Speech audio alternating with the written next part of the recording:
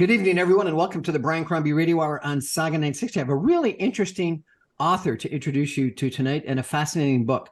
My guest is Gina Leola Woolsey. She is the author of a book called 15,000 Pieces, A Medical Examiner's Journey Through Disaster. It's a fascinating book. The CBC award-winning author, Gina Leola Woolsey, is here to tug at our heartstrings. Her first book, 15,000 Pieces, A Medical Examiner's Journey Through Disaster, chronicles the life of a forensic pathologist, Dr. John Butt, as he navigates his way through the grisly death scenes while striving to find belonging in this world. It's a biographical portrait of a man learning what he was truly capable of, and is ultimately the story of how death teaches us to live. Fascinating. What an interesting story. What an interesting book. What motivated you to write a book about this gentleman? I'm actually fascinated by biology and medical science in general. Also, when I was in my 20s, I thought I would become a forensic psychologist. So criminal behavior has been another area of pursuit for me. Life took other turns, so I didn't end up taking that path. But when I met Dr. Butt, I knew that I wanted to get to know him better. I knew that he was a really interesting guy. We met at a dinner party, and my husband had been diagnosed with cancer just after I met John. And so I knew that this man who'd spent his life working with death would have some perspective about death and might be able to give me some very good advice in that realm. And the more I got to know him, the more layers to his story that I found. And he wanted to tell me his story. I don't have a background in medical science, in jurisprudence, in any of the issues that come up in the book. But when I asked John, because he'd been approached by publishers before, why do you want to tell me your story?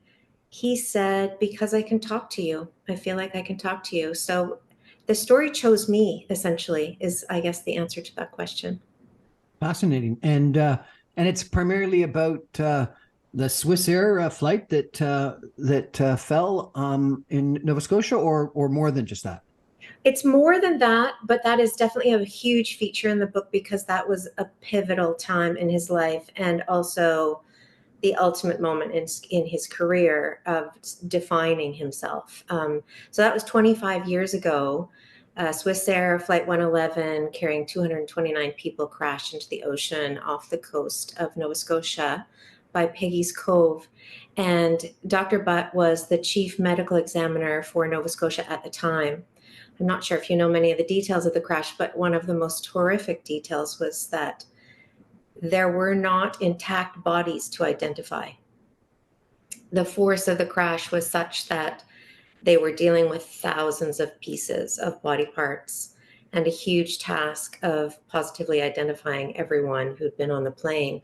And Dr. Butt was at the forefront of that examination, and a giant morgue was built inside an airplane hangar at the Shearwater Base, Naval Base, and he spent 9 months putting people back together.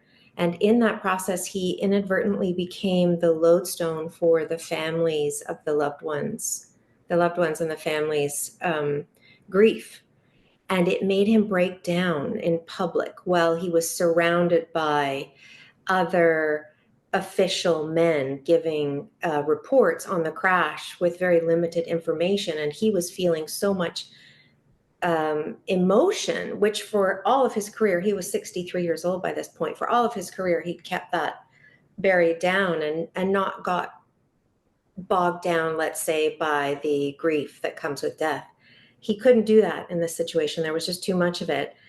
And the connections he made and the accolades he got from actually letting his emotions show, that was the thing that changed him, that taught him about himself and allowed him to be himself. So you say that he spent months putting people back together, but also himself. How did he put himself back together? So John, Dr. Butt, I call him John now, we've become close through this process, but he and I are both from Alberta, a very conservative province. He was born in the 30s in Alberta. And he figured out as a young man around 11 that he was attracted to men. And he did not know what to do with that information. So he stuffed it down. There was a lot of education, inadvertent education from his parents about sissies and certain behavior. And for the longest time, he pretended that he did not love men. He got married, he had children, he had a very successful career, but was impossible to work with. His interpersonal relationships were struggling all over the place. So his career was great, and he was getting accolades for the things he was doing, but he wasn't having any success connecting with people or finding love. And he put on a very macho, manly, I'm a hero in charge of things attitude. And it was going through this process with all of this grief and him letting his true feelings out and realizing that that was how to actually have real connections with people. At 63, that he decided, all right, I'm going to live as a gay man. I'm going to tell the people that I love that I'm gay. At this point he was divorced already, but he very slowly started letting everyone see his true self. That sounds fascinating. Were you drawn by the story? Oh, absolutely. I was really intrigued to find out about crime scene investigation, disaster investigation, and the logistics exactly of how the machine works, the medical legal system of jurisprudence in the country works. So that's what pulled me towards it. But then there were so many emotional layers. And in my writing, I'm very drawn to our representations of ourselves externally and how we interact with the world versus what's going on internally and who we think we are inside, and and what we construct. So he put on this facade for a long, long time. For a long, long time, yes. And And so, do you think lots of us do? oh, absolutely. I think we all have a facade. Some of us are better at making it in line with our internal version of ourselves as well. Some of us feel like we have to hide big parts of ourselves. And so we construct outward appearances to get us through life, I think. We're going to take a break for some messages and be back in just 2 minutes with Gina Leola Woolsey about this fascinating book called 15,000 Pieces, A Medical Examiner's Journey Through Disaster. Sounds like a fascinating book. I really want to read it. Stay with us, everyone. Back in just 2 minutes.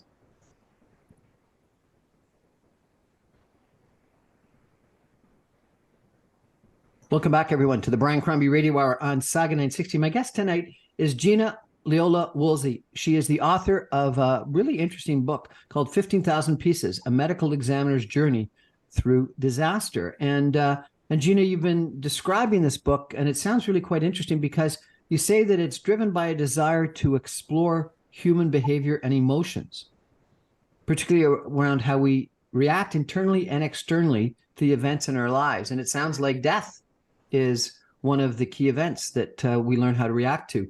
And at the same time, I understand you were going through a difficult personal situation. Tell me about how that personal situation impacted your ability to write the book, and how did you go about writing the book?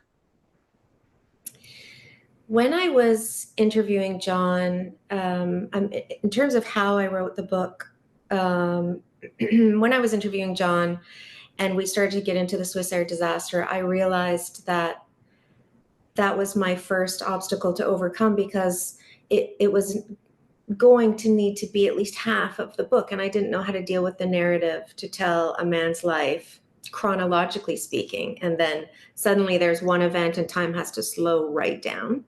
So I made the story work by going back and forth between chapters about his life, which starts when he's 23 years old in the Navy and as a lieutenant, and his mom is dying, so he gets called home.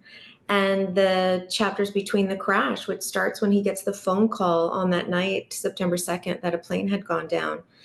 And I think that works really well because the in between chapters of his life really inform his behavior. They let the reader see the depth of his behavior when he's working in the aftermath of the crash.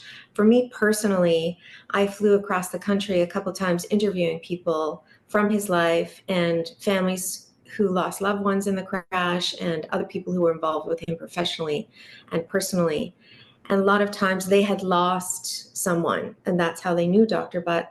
And I knew that I was dealing with my husband's cancer diagnosis was terminal by that point. And so it was difficult for me to be on that side of death and asking them questions about their experience with death without breaking down or bringing my emotion into it. At the same time, it was a gift to me to get that education before I lost my husband. How do we deal with death? So many different ways. In the West, I think we have been for quite some time, for maybe 100 years, I think we've been pretty bad at it. I think one of the things that we do is we don't have reverence for the body necessarily. Like as soon as someone dies, it's all whisked away. It's all behind closed doors. It's all hidden from us. And people don't know how to talk about death. We don't really know how to mourn death.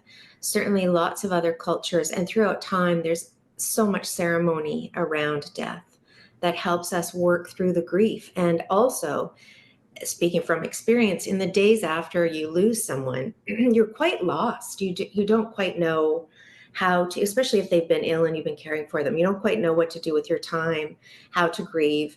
So having those prescribed ceremonies where everyone knows what they're supposed to do, I think those are quite helpful. And we have lost touch with that here in the West, although there is a movement now of, it sounds kind of funny, but death positivity with death doulas that are sort of opening up the way we think about death and the way we think about the body after death and what our connection to it is and how to best honor it. So I think there's something in action and behavior that is how we deal with death that helps us psychologically get through death. I've always been intrigued by the Jewish culture or religious sitting Shiva, where you sit and receive people for, I think it's a whole week. Yeah, well, that's an interesting thing to bring up because my husband was Jewish. I'm not, but his family did not sit Shiva for him. And I think, again, there was a custom of their culture that has sort of been lost because actually, I don't really know why. Did they think it was not appropriate because I was not Jewish? I mean, maybe they did it and I just didn't get included. I don't really know. But yes, certainly religion gives us the majority of our ritual around death. And something like that, I think, is really cathartic for everyone to know, okay, every night I've got to be here at this time and this is what I'm doing. And I'm surrounded by other people who are going through the same thing. And that would be a touchstone, I think, that would help you get through those first days, weeks, months after you lose someone. Tell me about what you mean in regards to reverence of the body. I would have thought in a plane disaster where you said that all but one of the bodies was scattered and not intact. It'd be impossible to have any reverence for the body. How do you deal with that? What do you mean by that? Of course, that's a huge issue and very poignant in the book because there's a pivotal moment where Dr. Butt is addressing a sea of mourners, like 700 people he's talking to, and it's 2 days after the crash. And now everyone knows there are no survivors, but no one but him realizes that there are no bodies. There are not even any bodies for people to take home at this point. And that these grief-stricken families who just want to take their loved one home and start the ceremony and bury them or whatever their plans are for the remains, that they're not going to be able to do that, that this person has essentially just more or less disappeared. And he has to let them know you're never going to see your loved one again. And so in that moment where you don't even get to have the option of the body, I think everyone was really shocked and dismayed at that. And then it started the long process of how to repatriate whatever remains they could. And obviously, like the title of the book, 15,000 pieces, that's how many pieces of physical remains they had to work on somehow, be it DNA or orthodonty or physical features, tattoos, all those kinds of things. 15,000 pieces of remains were analyzed to positively identify all 229 people. There were hundreds of thousands of more pieces of remains that did not get identified, that had to be interred in a communal grave in just outside of Halifax. And some of the families were very upset about that. There were some religious people who felt like, some Jewish people who didn't want their loved ones' remains interred with other people. But the government of Nova Scotia wasn't going to spend probably what would have been a few years and millions of dollars putting all those bodies back together again and giving all the pieces back to the loved ones. So that was a very interesting case study in how important the body is. Myself personally, my husband died at home in his bed, and I was really committed to caring for his remains afterwards. And fortunately, Dr. Butt was a support for me and reassured me that it wasn't going to be a horrific big deal. And I was terrified of it before he died. After he died, it was a beautiful thing to do. And I can't tell you how much solace I took from that in the weeks and months after he died, remembering those moments. So I think we don't realize until we're in that moment how we need those rituals with the body and how they're part of the process of grieving and letting go. What rituals with the body?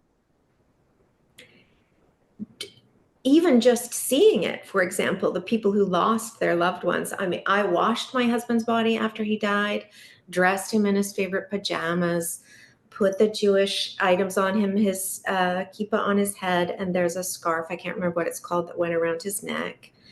And, wrapping him up, and then called all of his friends, and they all came over and sat with him, talked over him, told stories. So, in my religion, there's a big debate about closed casket versus open casket, and a burial of a body versus cremation. Do you have a point of view on any of those, and did any of those help or hurt? I mean, the disposal, that's a terrible word, but of the body at the end of the ritual with it, if you do anything with the body, is a personal choice. I think it's really become a financial. I think there's a lot of financial burden that goes along with the disposal of the body. Burying a body, if you live in an urban center, can cost you $30,000 to $50,000.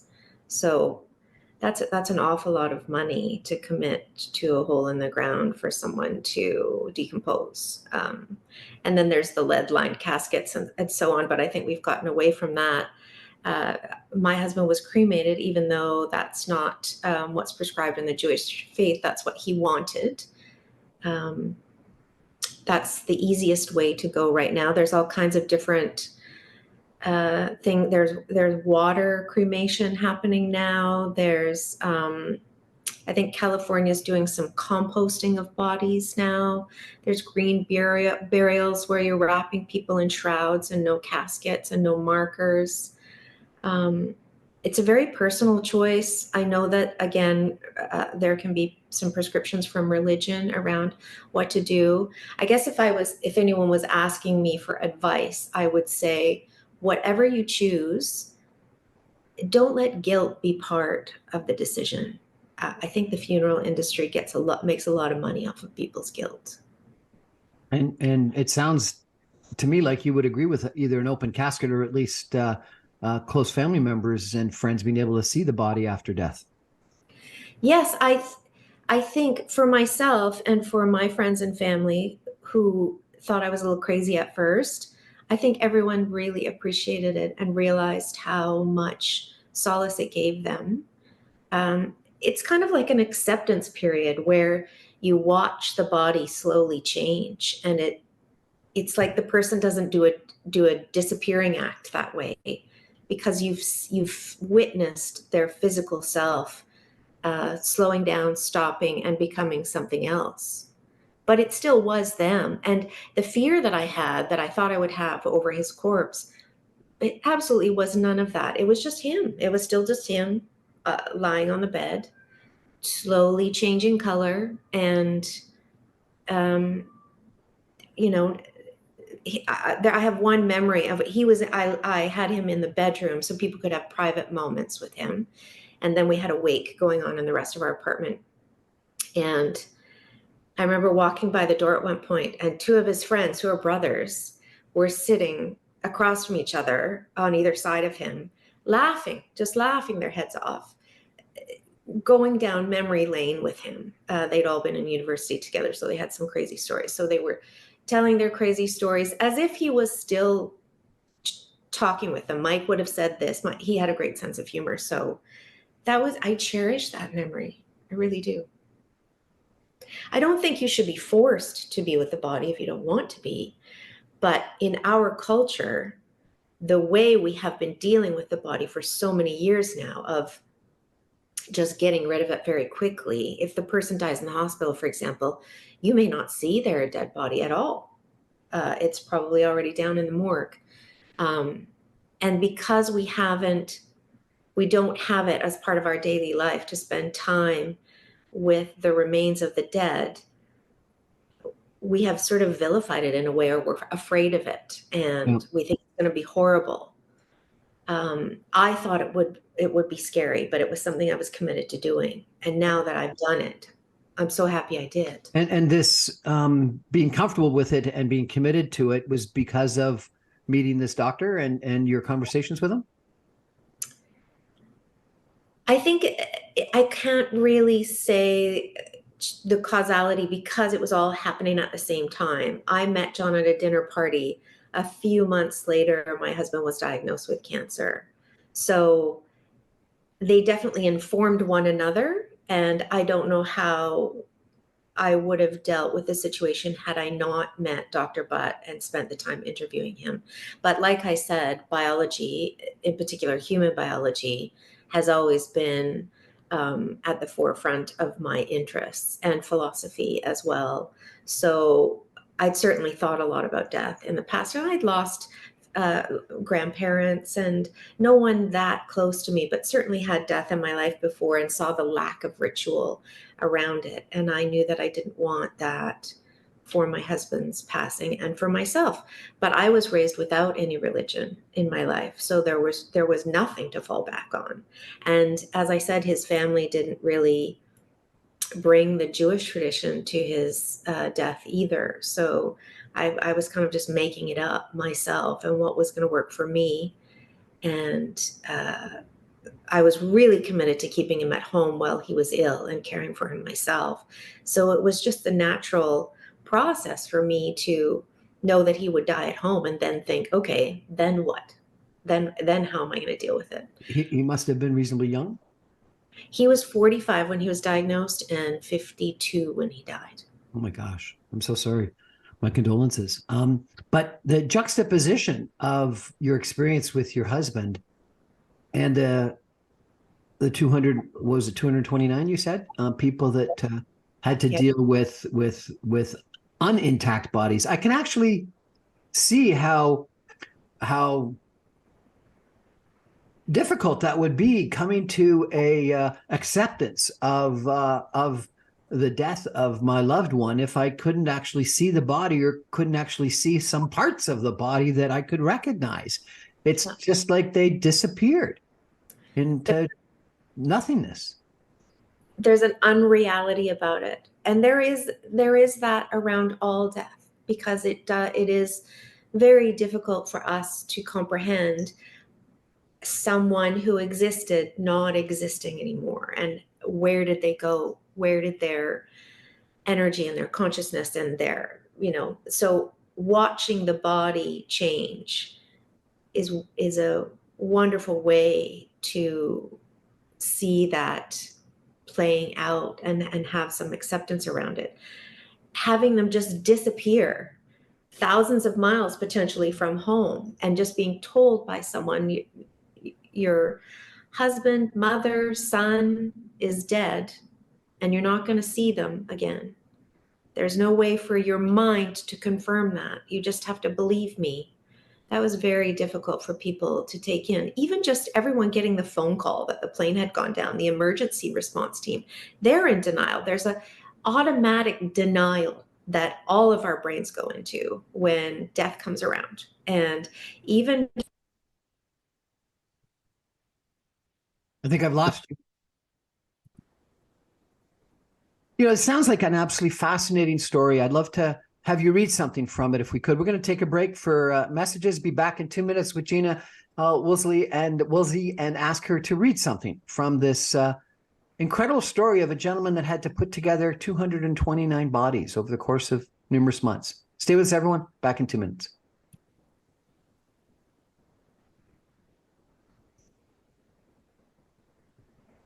Welcome back, everyone, to the Brian Crombie Radio Hour on Saga 960. Our guest tonight is Gina Leola Woolsey, who is a Canadian nonfiction writer, driven by a desire to explore human behavior and emotions about how we react internally and externally to the events in our lives, particularly death. She has written this incredible book called 15,000 Pieces, A Medical Examiner's Journey Through Disaster, which is primarily about Dr. John Butt. He's a decorated Canadian forensic pathologist and chief medical examiner in Alberta for 17 years. But he was the chief medical examiner in Nova Scotia when Swiss Air Flight 111 crashed in the Atlantic off of the coast of Nova Scotia near Peggy's Cove in 1998, 25 years ago.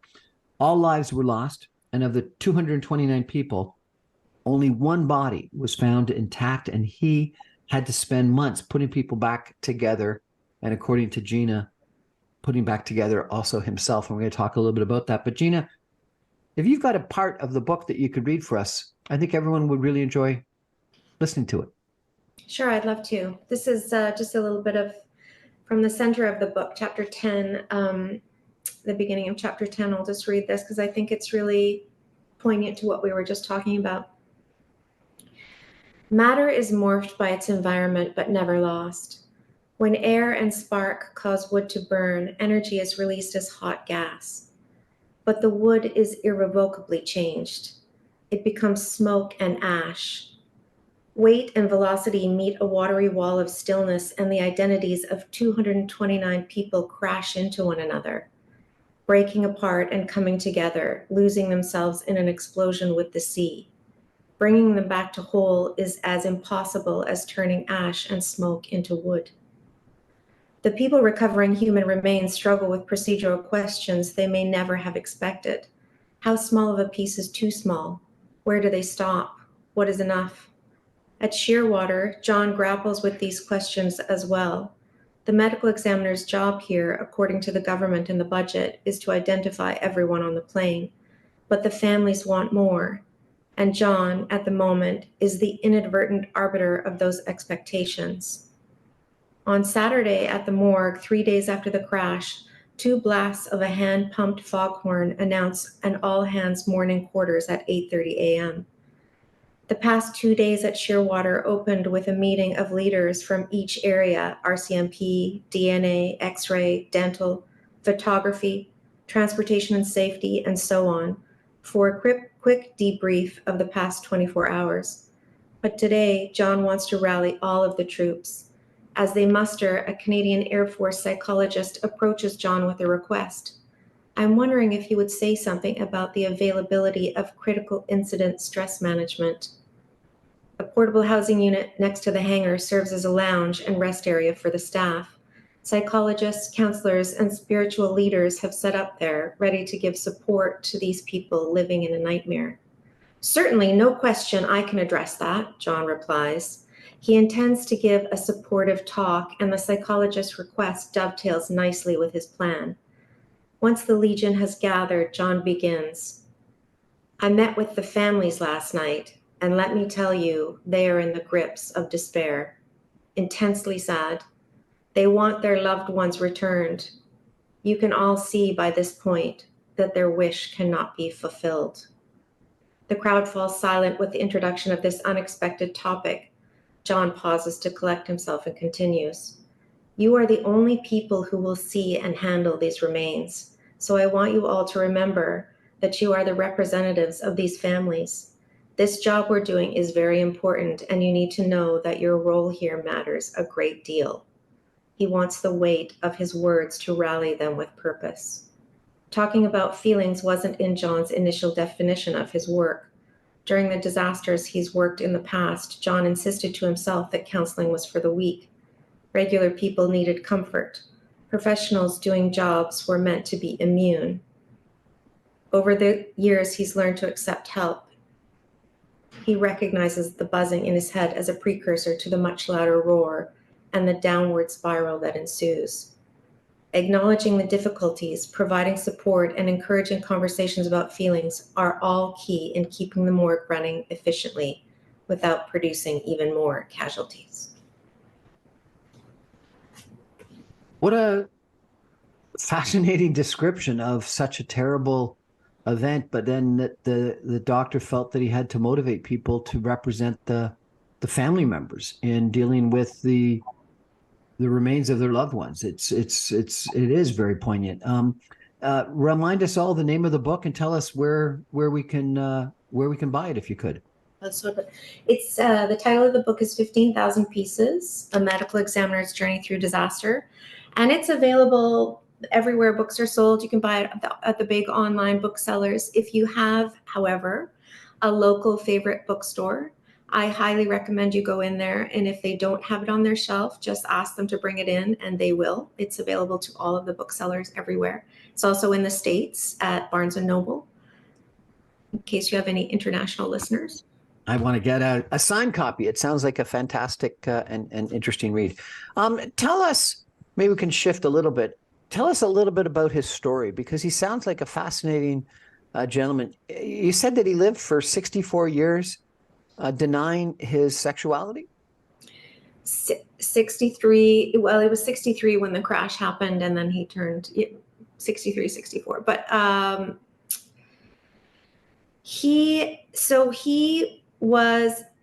his mother insisted he was going to be a doctor. He didn't want to be a doctor. He wanted to have a career in the Navy, but middle class, upwardly mobile, Albertan family.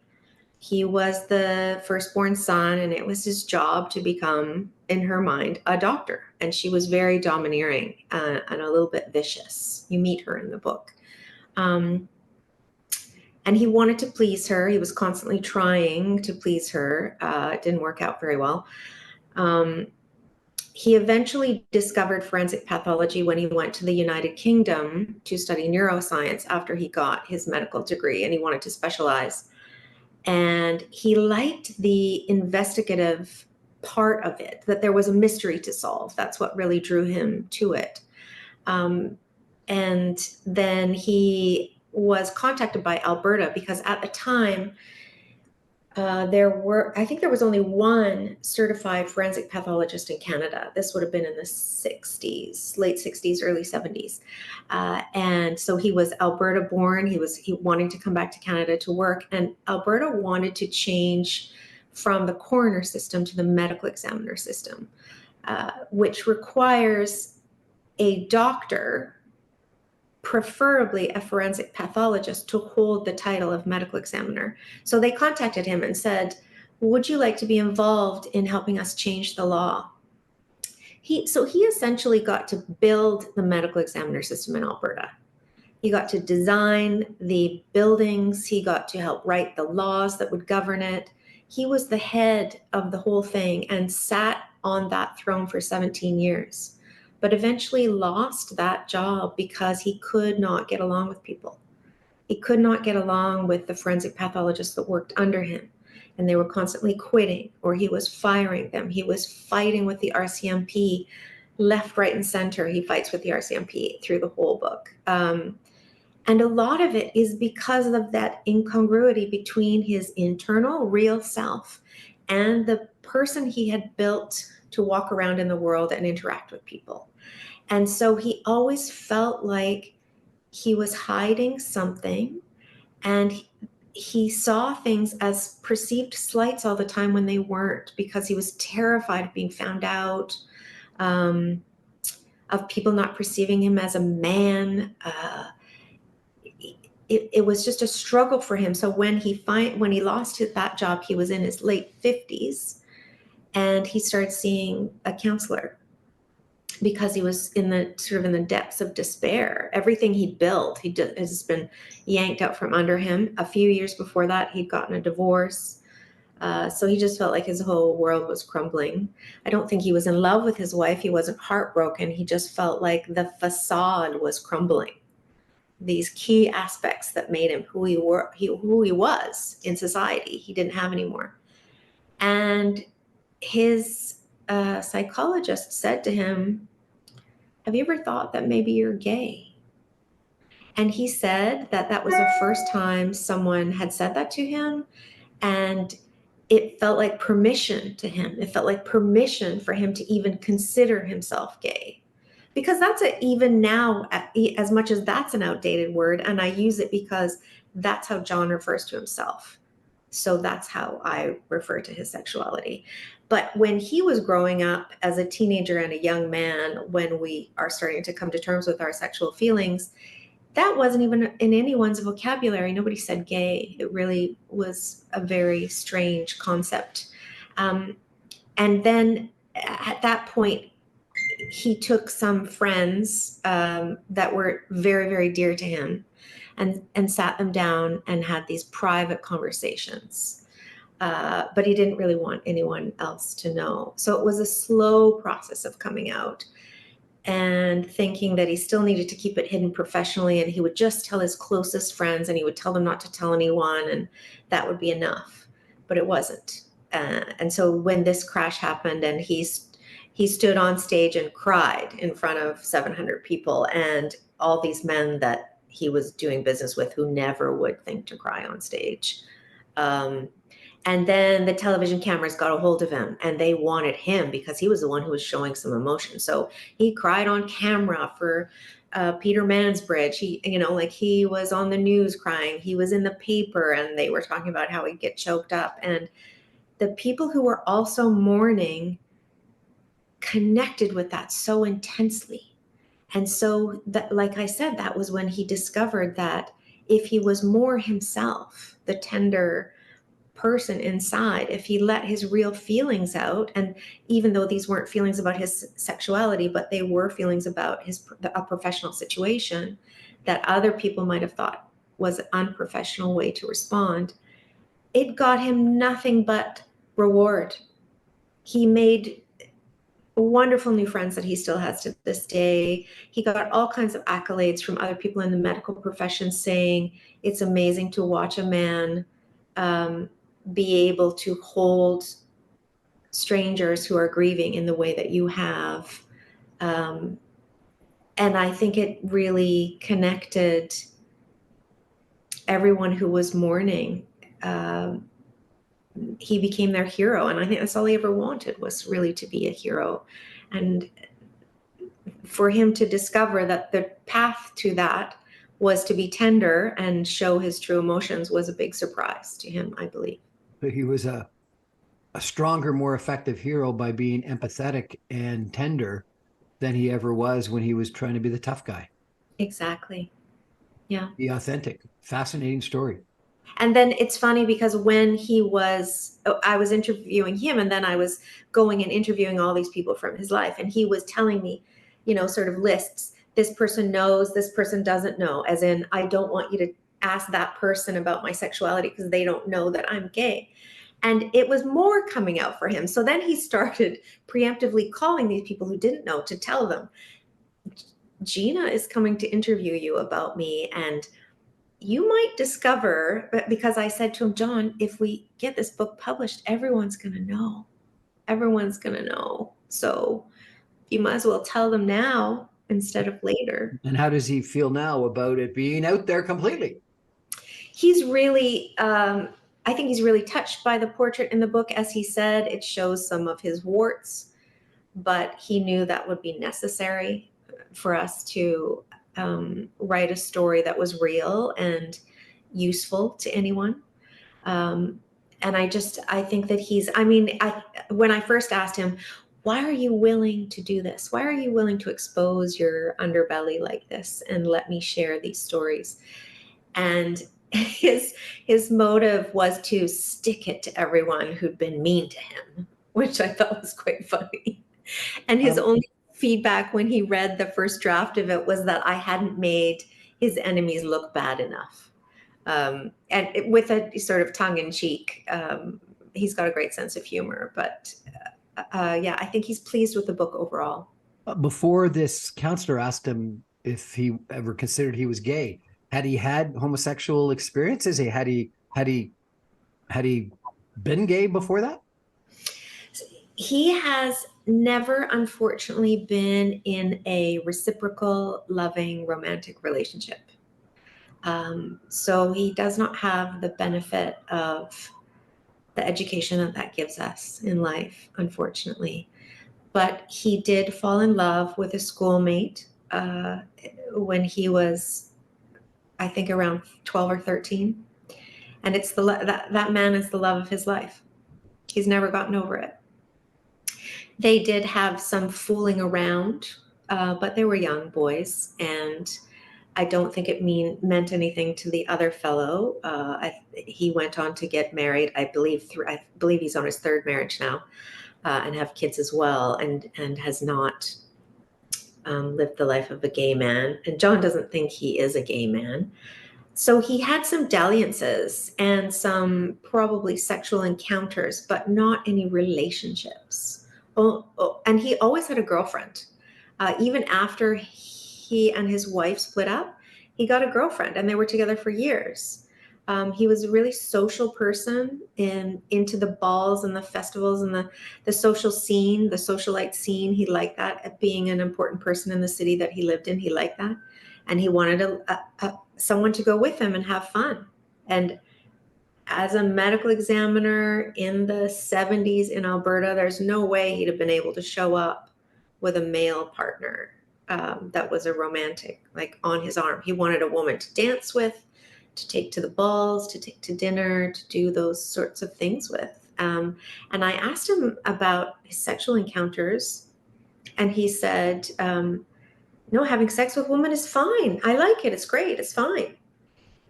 I said, then why don't you consider yourself bisexual? And his response was, because I've never fantasized about loving a woman, about romance with a woman. I've only thought about romantic, being in love types of situations that involve men. What a fascinating story. What an absolutely fascinating story. We're going to have to take a break for some messages and come back with some concluding comments with Gina Leola Woolsey in just 2 minutes. Stay with us, everybody.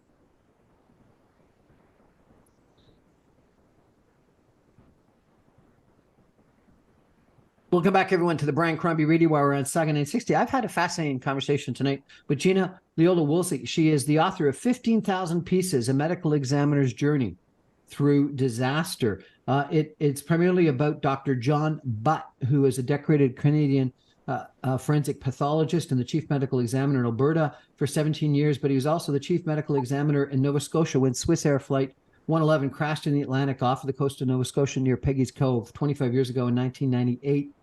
And he had to deal with 229 people that passed away, and only one of the bodies was intact. And as Gina said, he spent months pulling people back together, including himself. And Gina's book is her first book. Gina, tell me, how did you write your first book? That's such a big question. I didn't ever intend to be a writer. I was a dancer. Dance is my first love. And I became a mom, and it became impossible to continue to dance. So I searched for another medium and found writing. And once my daughter was graduating from high school, I felt like, all right, now I can take this seriously. And I left my corporate job with Whole Foods, where I was doing very well, to do something that really doesn't pay. I went back to university. I got my master's degree in creative writing. I met Dr. Butt. I actually won the CBC award for a short piece that I wrote about my relationship with my brother, which is the seed of my next project that I'm working on now. And I just dove in and took it seriously. And it was a long process. It took me 10 years, 5 years to write the book and 5 years to find a publisher. And what's the next book? The next book is about my childhood in small town Alberta, my relationship with my older brother, who has struggled with heroin addiction all of his adult life, and the huge political divide between our belief systems. I'm from the West Coast. Well, I lived in Vancouver for 18 years, since I was 18, excuse me. And he stayed in Alberta. And now we get together and try not to fight because we still love each other. So I'll be exploring the lack of a middle in political culture anymore and how we're dealing with that as a nation and a society. How do we sit down to dinner with the people we love that think completely differently from us, and have real conversations about what we believe in without just getting into extreme fights over the turkey? Now that sounds like a really helpful book for us in this current era. Yes, definitely. I'm looking forward to digging into it. When do you think you're going to publish that? Well, I'm just still doing the research phase right now, so who knows? Could take me a couple of years to write it, and then there's the process of finding a publisher, which, in the ever-changing climate of book publishing, is a real challenge. And are you in Vancouver now, or are you in Nova Scotia? No, I'm actually in Montreal. I've always wanted to live in Montreal, and I discovered 2 years ago that as a widow with an adult child, I could do whatever I wanted. So I sold my place in Vancouver, and I bought a place in Montreal, and I'm just checking it out here. I'm going to learn French and meet new friends. Awesome. Well, Montreal's got some great restaurants, some places, great places to visit. So I think you'll enjoy it. Remind us the name of the book and where we can buy it. The book is titled 15,000 Pieces, A Medical Examiner's Journey Through Disaster. It looks like this. And you can buy it wherever books are sold. The big guys have it. You can get it online. My publisher has it on their website, Guernica Editions. Or you can go to your favorite local bookstore, and if they don't carry it, you can ask them to bring it in, and they will. Gina, I've lost my mother recently, and this conversation has been really helpful. I look forward to reading your book, and I think that your comments about death and about revering the body have been really poignant and helpful, and make, I think, a lot of us think. And so thank you for that, and thank you for writing this book about really a fascinating gentleman and his story, both from putting back together all those body pieces, which I've never dreamt of how horrific that must be, but also how that helped him and helped undoubtedly the loved ones of the victims